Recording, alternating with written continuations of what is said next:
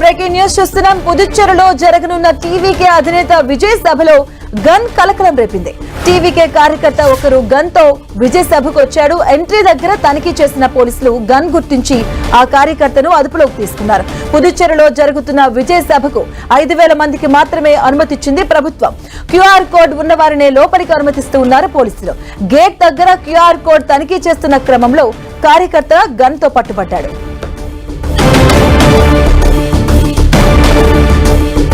Breaking news చూస్తున్నాం. పుదుచ్చేరిలో జరగనున్న TVK అధినేత విజయ్ సభలో గన్ కలకలం రేపింది. దానికి సంబంధించి బ్రేకింగ్ న్యూస్ చూస్తున్నాం. అలాగే మరోవైపు క్యూఆర్ కోడ్ ను కూడా ఉన్న వారికి సభకు అనుమతిస్తూ ఉన్నారు.